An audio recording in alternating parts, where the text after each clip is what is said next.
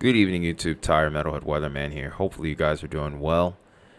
In this one, we're going to kind of take a look at what's ahead for the next 10 days. We're getting closer towards the end of the month here. We don't know exactly how we're going to close it out. We also have St. Patrick's Day coming up, which is a big holiday for some, and a lot of people will be going out. So we'll kind of be taking a little bit of an overview of that forecast. I think it's the first time I've ever done a St. Patrick's Day forecast. I'll go more in depth with that in time because could be some interesting stuff going on. In the meantime, we do have a marginal threat now for severe weather. This has just been downgraded pretty recently. In fact, 28 minutes ago, as a matter of fact. But still a tornado watch in effect around northern Florida, around the Panhandle, but not much in the way of tornadoes. It's mainly been wind today, and that's what we could still expect a little bit of, that and a little bit of hail. But as far as the severe threats concerned, I think we'll be continually seeing a downtrend with that. There is a marginal risk that does exist for tomorrow, and this mainly leans into a wind and hail threat for the Florida Peninsula for the most part. There isn't too much concern there, but a few isolated storms could strengthen up to severe limits. You might see hail up to penny size or greater, or quarter size, and maybe a isolated wind gust up to about 60 miles an hour. I don't expect much to really come from that, though.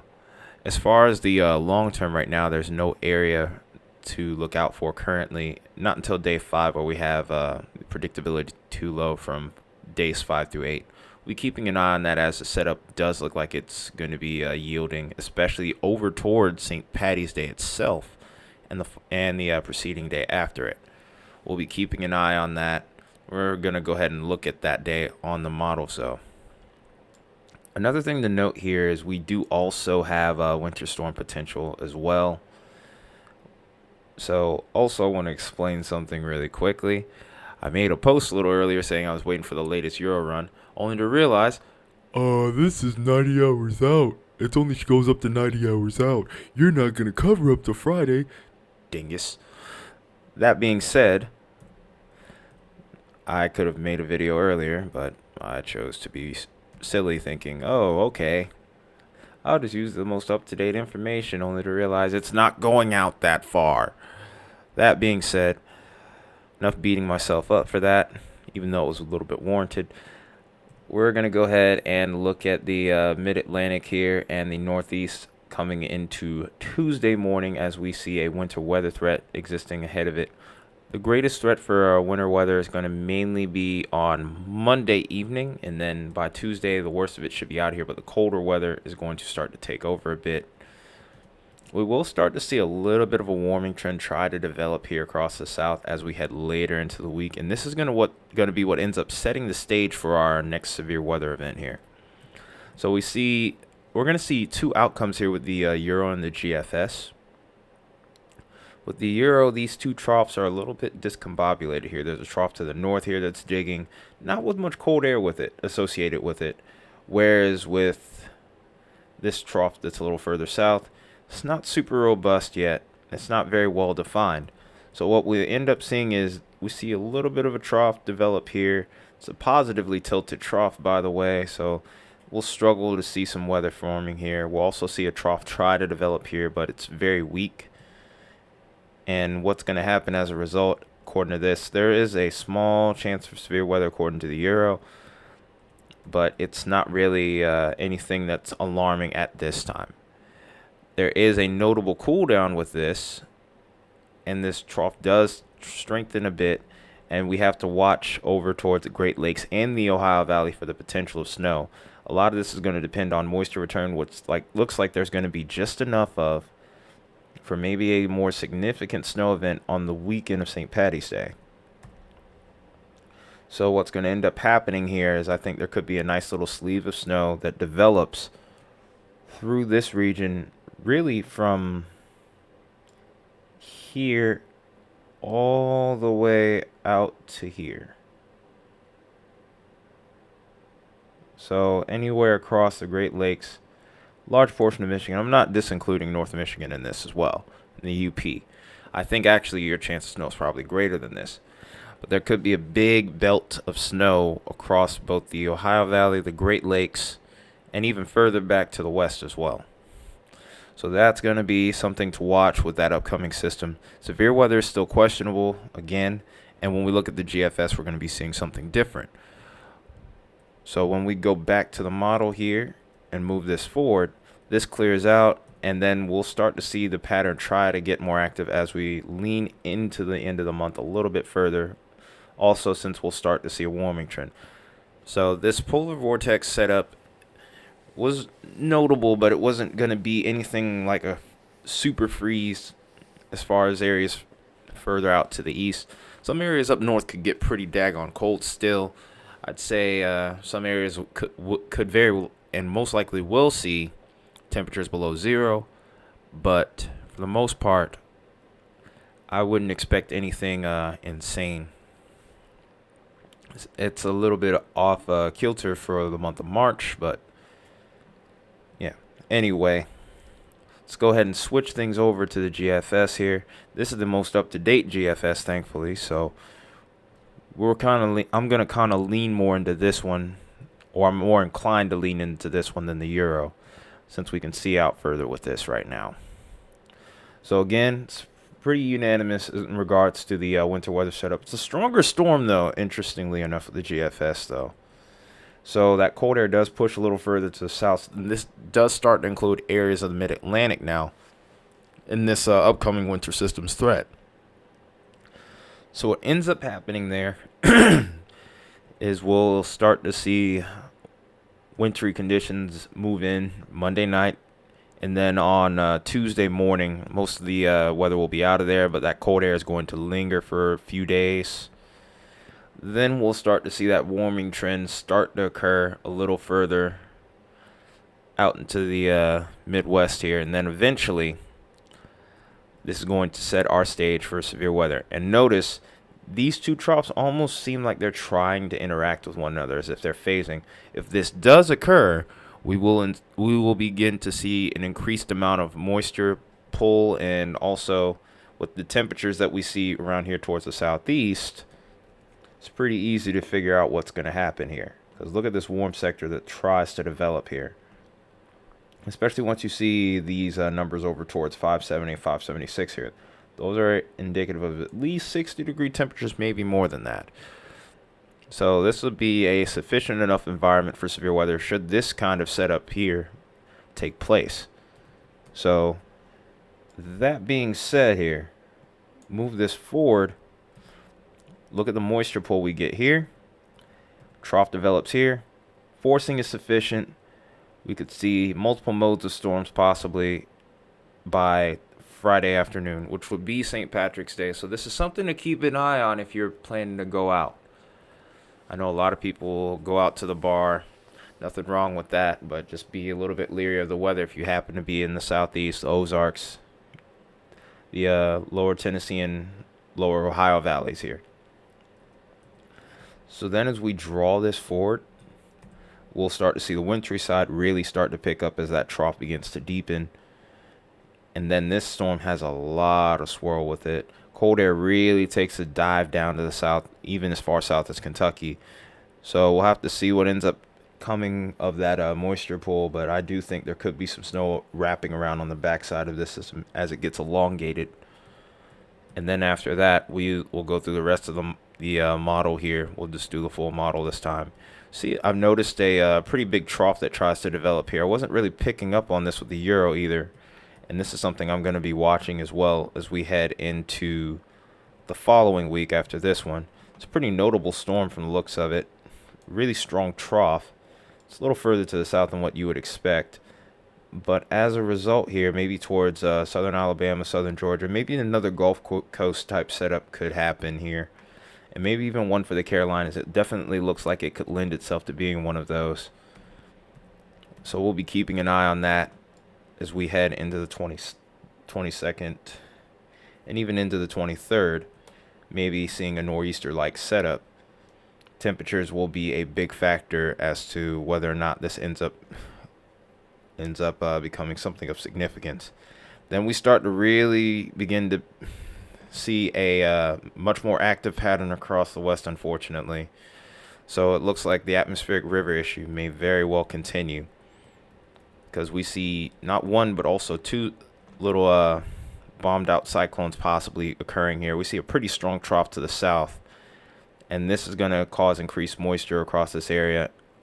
And with a lot of these temperatures looking like they're going to be above freezing, rain is definitely looking like it's going to be more of a prevalent factor here.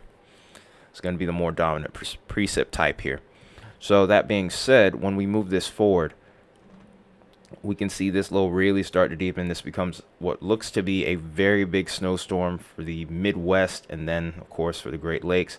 Warm sector starting to develop again. We'll have to keep an eye on that. Of course, we're getting into no man's land at this point, too, so this forecast can easily change. It's more so an outlook than forecast at this point. But with this kind of forcing here, we always have to keep an eye on the threat for severe weather.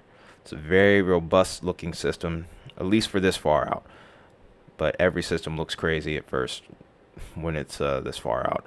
It's a big question mark on top of all that. So if this holds together, this could be a big time snowstorm for the northern plains, Midwest here.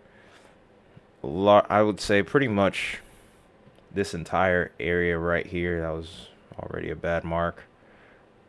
But this could be a wide spanning area of potential snow here. So we'll be keeping an eye on this entire area as we go forward here. Then, as time goes on, it looks like the pattern starts to try to quiet down. We'll have to keep an eye on what this turns into as well by the 28th, but business looks like it could be picking back up once again, unfortunately. This is according to the GFS. I don't have much to pair with it as far as the Euro is concerned, especially once we get past the 10-day mark. So this is going to be monitored very closely over the coming days, especially that St. Patty's storm, since we're closest to that. So let's go ahead and take a look at what the air masses could look like as time goes on. I know we're going to be seeing a very cold air mass starting out on these models here. There we go. Trying to set them both up here, but you can already see we're dealing with a much more dominant cold air mass across the entire country as a whole. And as we move this forward, there's our snowstorm for the northeast here. Pretty cold air mass comes in after that. We do start to see a setup where we get some warm air, try and advect in. But we're going to be seeing this flip-flop pattern where we see these cold air masses mainly dominating. Warm air is going to be more so towards the west. But what's going to happen is these cold air masses are going to funnel in as we have that disturbed polar vortex thing going on here. So here's our setup on Friday into Saturday. Really frigid air starting to take over here as far as we can see out towards the Midwest. And then we'll continue to see this trend go onward, and we'll be watching much bigger storms come in as the warm air tries to force its way back in. And it's going to be a pretty similar deal with the GFS there. That's why we always will look at the vorticity, because we can get a better idea of not just what our warm and cold air is doing, but also what our moisture return could look like. It's kind of hard to look at dew points about 2 weeks plus, about 7 to 10 days out beyond. Now, one thing to note with the GFS is we're seeing a much colder look out here with this when we get to about 150 hours out, which will be next week.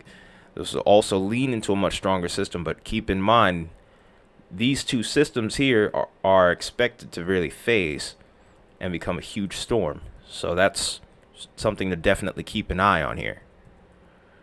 Of course, as time goes on, we see this flip-flop pattern continue. And when we get these clashes of warm and cold air, it's always something to keep an eye on. This setup is probably one that concerns me a bit more. We have to see what this ends up doing, but this could be a pretty notable severe weather. This has notable severe weather potential with this. Like I said, we're at no man's land at this point. but this is one that I'm going to be watching. You may see some of these on videos down the road, but probably not immediately. Probably not for the next couple of days, but we'll see how things progress with that. Don't be surprised if this day right here that I'm referring to, around the 24th, may end up getting an early slight risk or beyond. I wouldn't be surprised to see a day 4, day 5 slight risk should this trend hold. So we move that forward and setup persist, active pattern persist, and this is when we start to really see that positive PNA come into effect here, right towards the end of this run. So cold air is going to be persisting for a bit. Could be seeing extreme cold across parts of even the Tennessee Valley and the lower Ohio Valley. But, of course, with us being in no man's land, we're just going to have to watch this play out a little bit. We'll have to sit it out. That being said here, no real way to hammer down the severe threat. We're going to mainly switch over to what the precip could look like and then also our snowfall here. We'll start out with the Euro, of course.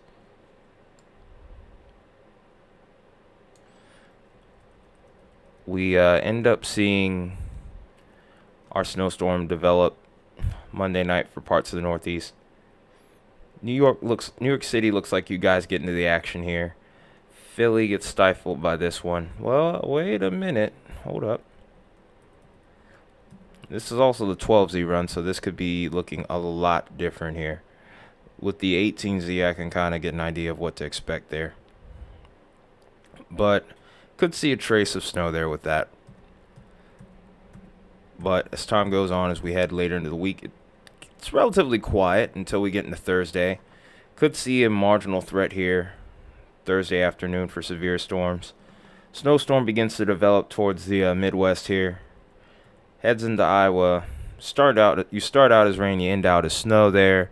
Then towards the northern half of Wisconsin, a good portion of Minnesota, and then the UP of Michigan. Looks like you could see some moderate to heavy snow.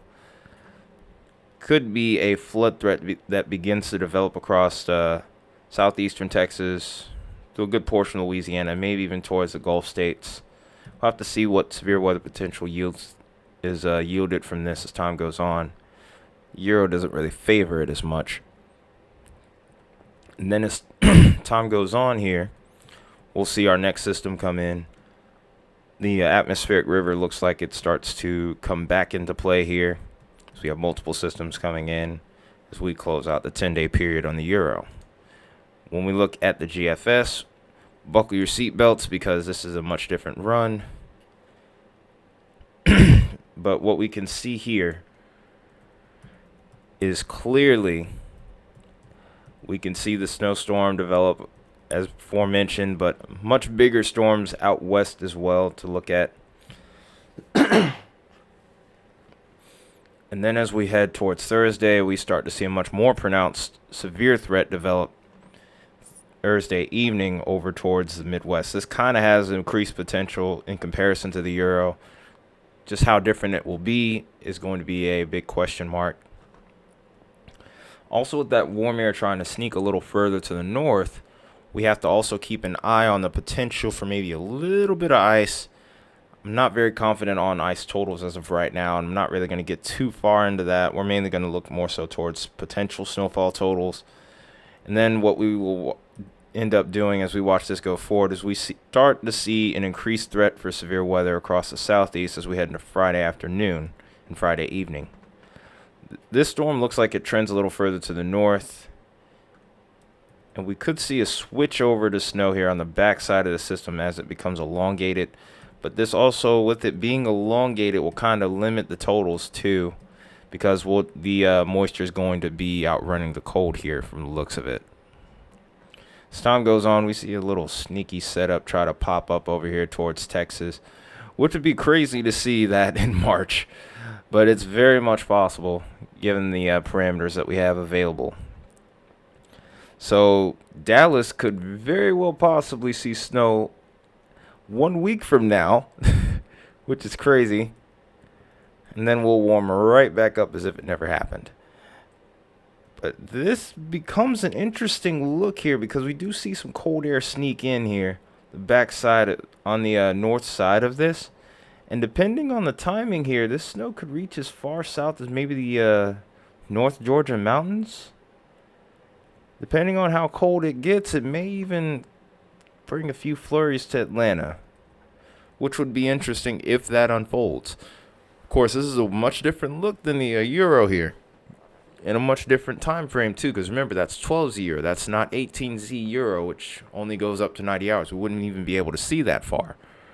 But I find that run really interesting because that cold air and moisture does try to rendezvous over here towards the southeast a bit. So who could see some snow here? We could the higher elevations, the Appalachians definitely seem like they're in play here. And then over towards Virginia, we could see that. But it's like a small pocket of cold air that reaches below freezing here. Could even see a sense of cold air damming here. It's gonna be pretty crazy setup here if this even falls into fruition. Because again, even once we get past 7 days out, we start to get more and more into no man's land. But we'll watch this end up trying to become a nor'easter. The track of the low is going to be a big factor in all of this. In this one, we could see either rain or snow for areas like Philly. Pittsburgh, you could be seeing not just snow, but potentially even heavy snow. Same could be said for New York. You could start out as snow in New York and maybe end as rain. But of course, the track of the low is going to be the key factor in all of this. Here's that other snowstorm that I was talking about in that big snow belt that develops here. The surface temperatures, they're a key factor. They're going to be a key factor in all of this because it looks like it gets pretty close here.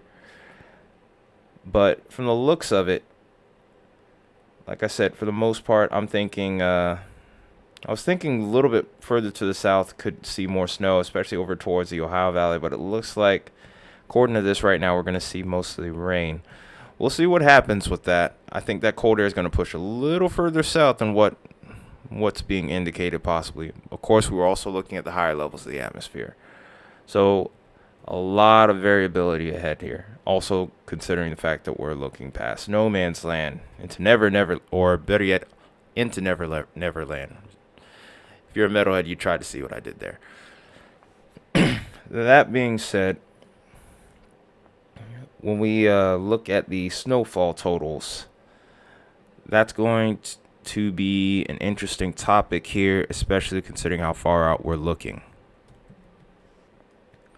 So here's a look at the snowfall totals. We're going to do our comparison amongst the three most popular global models here. Starting out with the Euro, of course. We can see increased snowfall over here, of course, towards the northeast, especially as we head towards the end of the week. Of course, out west, we know we're in a very active pattern, especially towards the mountains. We're going to be seeing increasing snowfall. Towards the valleys, you're going to be seeing a lot more rain, and we'll get into that in a later video. But over towards Wisconsin, we could see some increasing snowfall there. Really, next week, the week after this one, is going to be interesting. We'll actually go ahead and take a look at that really quick. The only one that pops up once we get to about 240 hours out is the GFS, though. So there's really no comparison to really make yet. But from what we can see here, the mountains over here towards the Virginias, of course, we already know that that's going to be a hot spot. And then we do start to see some sneaky totals over towards the Appalachians here. That's what the Euro is showing us. Canadian showing a very similar picture. The totals I'm not going to read into too much right now because this is going to be a mixed bag, considering the fact that, for one, the Euro and the Canadian are a little bit out of date here. But also, just the simple fact that there's a lot of variance in the models in regards to storm track. So that being said, last one to look at here is the GFS. Pretty similar outcome here for the first 90 hours, but when we get to 240, it looks pretty interesting at this point now. Because look what happens. Of course, the totals are going to be a lot higher considering the frequency of storms that we'll end up having here. But we do end up seeing a look where that snow starts to get a little bit further to the south towards northeastern Alabama here. I find that interesting Could be a little pocket where we could get up to about a couple inches of snow, possibly. It's, of course, according to only the GFS, since we're at a range that we can only look at the GFS. By tomorrow, I think this will look a little bit different. We'll have to see how things develop. This is going to change a lot considering how far out we are. Rarely do you ever see a snowstorm come to fruition 10 days out this far to the south. And these totals coming to fruition nonetheless. So we'll just have to see how things roll here. That snow sleeve I'm concerned about here still could come into play across the northeast here. And then, of course, out west, we already know the deal. Interesting to see that little bullseye over here towards Texas, even, and this is getting close to Fort Worth here. We could even see up to 6 inches of snow. I think that's a little bit bold, but we'll just see how this plays out here. I wouldn't count on seeing 6 inches, though. So really, at this point, you're looking at more of an outlook, not so much a forecast here. So we'll see what happens with that. Hopefully those aren't famous last words. We're not going to see 6 inches. Watch it happen all of a sudden. Let's hope that isn't the case. Look at the blend of models around the 240-hour time frame, since that's going to be something we could compare it to. You even see Atlanta's trying to sneak in an inch here, which would be kind of interesting. I don't know if that actually ends up coming to fruition either, but some big-time totals could be expected out to the northeast over the next couple of weeks here, possibly. We could see even New York getting up to about 4 to 6 inches of snow. New York City, I should say. Philly does eventually get into the action here. You get 2 inches. Over towards the Poconos and Pittsburgh here. See widespread 1 to 2 inches. Some spots getting higher totals, especially up to about 5 inches as we draw closer to that mountain range across West Virginia. Then we also have to look over towards the Ohio Valley here, where we could still see about an inch of snow. The timing of the moisture in the cold air is going to be a key factor in whether these totals change or not. And then, of course, over towards Wisconsin, Minnesota, you guys have been just getting pounded by snowstorm after snowstorm, and it does not look like it's ending this time around. We'll have to see how that develops. Over towards the Midwest, there could be a pretty good pocket or belt of snow that develops here across Kansas and Nebraska in particular. Widespread 4 to 6 inches could be possible over the next 10 days. And then, of course, over the mountain ranges, we have some pretty significant totals up to about 1 to 3 feet possible. Almost would say likely. Sierra Nevadas always are going to be ridiculous during this time of year with this kind of setup that we have in play, especially towards the higher elevations. Again, though, if you look to the valleys, mostly going to be seeing rain there. We do see that snow kind of translate a little further east of the Rockies, too. So areas like Denver, you could see up to about 2 inches. Some areas right on the line could be seeing right on the fringe of the mountains here could be seeing locally higher totals. But again, with this being 10 days out, this is very much prone to changing. But that's all I have for this video here. Not going to really get into the ice totals. We already know that record cold is coming for some of us, albeit it's going to look different than the last polar vortex. So just make sure you're prepared for that. If you have any sort of wind chill advisories, wind chill warnings, make sure you heed those and make sure you're bundled up properly. Make sure you're taking the proper precautions with that. But that being said, if you enjoyed the video, if you found it useful, you know what to do. Hit that like button, subscribe if you haven't already. And, of course, share the video to anyone that may find it useful. I may not make a video tomorrow because I'm trying to finish some content for this channel that I'm hoping to have up by Tuesday. So if I'm not able to get up any video tomorrow, just hopefully you can forgive me for that. If something significant does pop up or I see something in the models, you will see me tomorrow. But if not, I'm probably just going to finish up my content that I have for Tuesday. It's a special one. It's a little bit more personal, too, so I hope you guys enjoyed it. It is weather-related, of course. It's nothing beyond that. But I'll say this. If you're from Atlanta, you probably know what I'm talking about, or you might know what I'm talking about. But that being said, this has been Tire Metalhead Weatherman. Hope you guys enjoyed the video. I'll see you guys soon. Until then, take care and have a good night.